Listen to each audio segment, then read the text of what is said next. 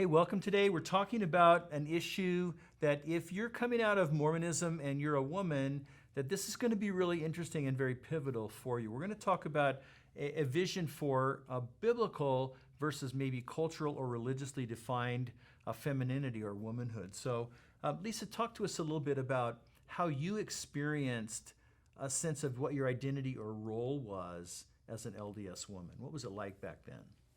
Well, all growing up throughout my childhood, my vision of femininity and womanhood and the consummate vision of it was that I would become a mom and birth babies now on this earth, bringing in spirits to this world so that they could exalt one day into godhood and then throughout eternity. And so that was the extent of it. And then I would support my husband and nurture my family and nurture my husband. Okay. And so with that idea in mind, with that sort of sense of purpose and sense of identity, then how does that affect, do you think, then kind of the daily life and the actual life experience of a woman in Mormonism? Well, what I find is that when women are feeling like, as a mom, I don't feel great success at the end of most days. Right. I feel like a failure on a lot of days, and I homeschooled for 14 years, which Even meant more I so, failed right? like a failure Right. every day is what I felt like. And so if that's the extent of my image bearing on this earth and my calling, and that's God's vision for me, I feel like a failure most of the time. Right. And there's not a greater vision for how I'm imaging him in this world that could bring hope. I just find Mormon moms can become very hopeless and depressed and aren't accessing the gifts the way God has uniquely designed them to bear his image in this world. They've shut down those talents. Right. So then, how did your thinking on this change? As a biblical Christian, how did you discover that bigger vision? Well, I would say as going into marriage, I don't think I had a bigger vision. I was really fresh out of Mormonism. Right. And I spent the first 12 years of my marriage,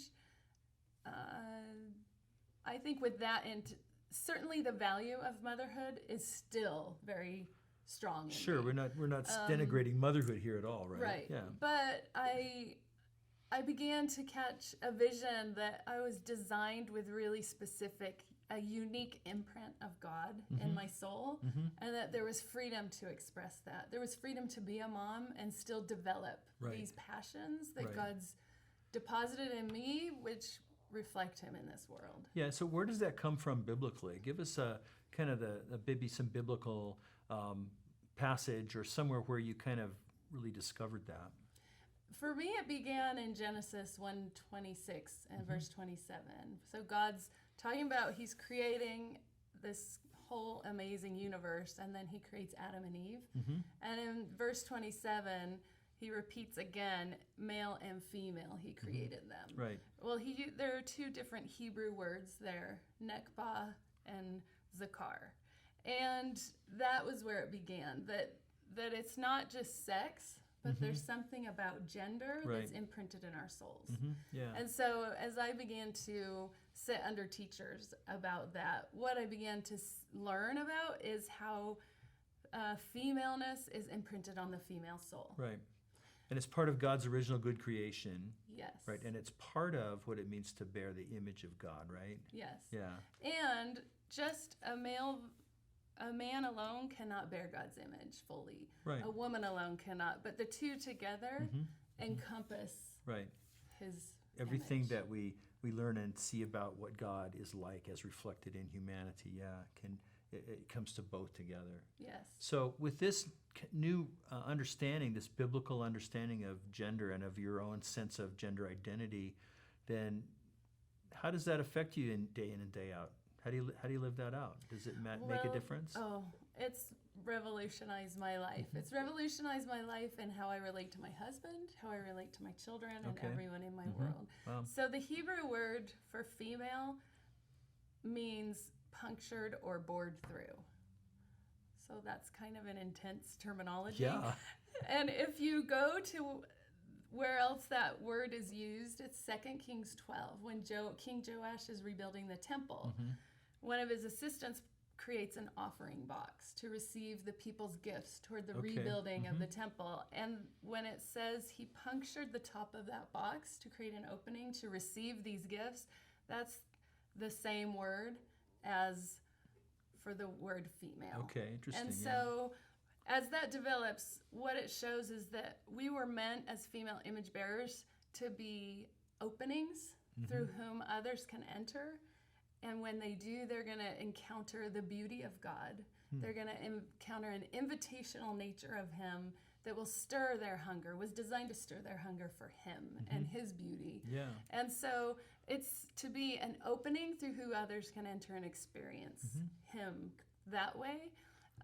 What I found in my own life is that if you look at Eve and Adam in the garden, where when they went wrong, she took control. And so if you have two ends of the spectrum, it's either like what I call the hovering woman. She's going to hide her beauty. She's not going to let anyone enter her. Because there's a fear that if you do, you're not going to encounter that beauty, that strength, that invitation isn't going to impact you. Okay, right. On the other end of the spectrum is the clamoring woman, the controlling, vexing woman. Right. And so having a vision of these two ends, I saw myself swinging on both ends. Depending on situations or relationships. So in my marriage, if my husband wasn't doing what I wanted him to do, I might get the whistleblowing is the idea. Like, you're not doing what I want you to do, essentially. Or the silence, or somewhere in between. And so what shifted for me was to be invitational and let him know his impact on me. Because we impact each other. Right, of course. Yeah. And that opened up in a way that wasn't condemning, in a way that didn't keep him out. It was enter me and know you have an impact on me. And I'm teaching you how you can keep hurting me. But I'm going to choose to trust that the essence is, am I trusting God to be my protector, to be my provider? And then I can offer my strength, my beauty, how he's designed me to this world. Great. Sounds awesome. You know, that's so intriguing, isn't it? That there's a bigger vision of what it means to be a man or a woman in biblical faith than we ever encountered in Mormonism.